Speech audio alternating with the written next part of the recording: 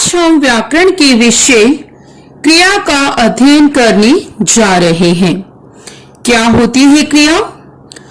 जिन शब्दों से किसी कार्य के करने या होने का बोध हो उन्हें क्रिया कहते हैं। चित्र के माध्यम से आप देख सकते हैं, बिल्ली दूध पीती है, सरिता सो रही है, बारिश हो रही है। तो यहाँ पर हम देख रहे हैं तीनों ही चित्रों में कुछ ना कुछ कार्य हो रहा है।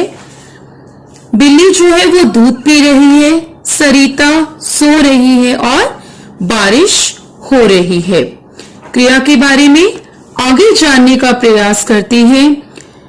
वाक्य में क्रिया शब्दों का रूप कर्ता के लिंग और वचन के आधार पर बदलता है। देखते हैं कैसे। क्रिया पर लिंग का प्रभाव। पहले चित्र में हम देखते हैं लड़का पढ़ रहा है। लड़का जो है वो पुल्लिंग है। दूसरे चित्र में हम देख रहे हैं लड़की पढ़ रही है। तो हम जानते हैं कि लड़की जो है वो स्त्रीलिंग रूप है।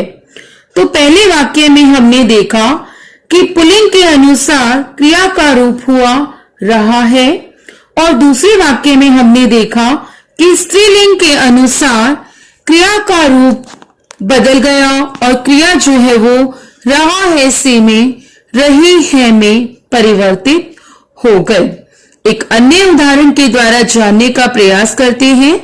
बकरा घास खा रहा है, बकरी घास खा रही है। तो बकरा जो है पुल्लिंग शब्द का उदाहरण है और बकरी जो है वो बकरा का स्त्रीलिंग रूप है। तो पहले वाक्य में खा रहा है क्रिया का रूप हुआ रहा है और दूसरे वाक्य में क्रिया का रूप हुआ रही है। तो इससे स्पष्ट है कि क्रिया पर लिंग का प्रभाव पड़ता है। आगे देखते हैं कि क्रिया पर लिंग के अतिरिक्त और किसका प्रभाव पड़ता है। क्रिया पर लिंग के अतिरिक्त वचन का प्रभाव पड़ता है, अर्थात एक वचन में क्रिया का रूप बदल जाता है और बहुवचन होने पर क्रिया का रूप बदल जाता है। पहले वाक्य में देखते हैं लड़का पढ़ रहा है। लड़का शब्द एक वचन को दर्शा रहा है और क्रिया का रूप है पढ़ रहा है।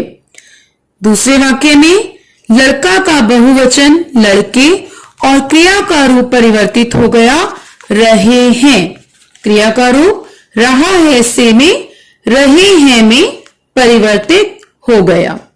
एक और वाक्य के द्वारा जानने का प्रयास करते हैं। बकरी घास खा रही है।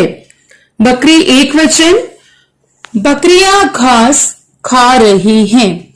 तो बकरियां जो है बहुवचन रूप है और क्रिया का रूप चेंज होकर क्रिया का रूप बदलकर खा रही है से खा रही हैं हो गया। इसके अतिरिक्त हम जानते हैं कि कुछ क्रियाएं ऐसी होती हैं जो की जाती हैं और कुछ क्रियाएं ऐसी होती हैं जो स्वयं होती हैं। क्योंकि यदि हम परिभाषा देखते हैं तो उसमें भी हम देखते हैं कि क्रिया वे शब्द हैं जिनसे किसी घटना या कार्य के होने या किए जाने की सूचना मिलती है अथवा किसी वस्तु या व्यक्ति की स्थिति या अवस्था का पता चलता है।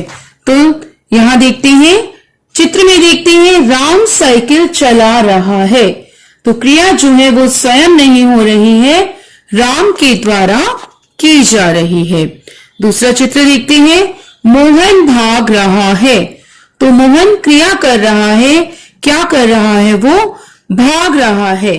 तो ये क्रियाएं हैं जो की जा रही हैं।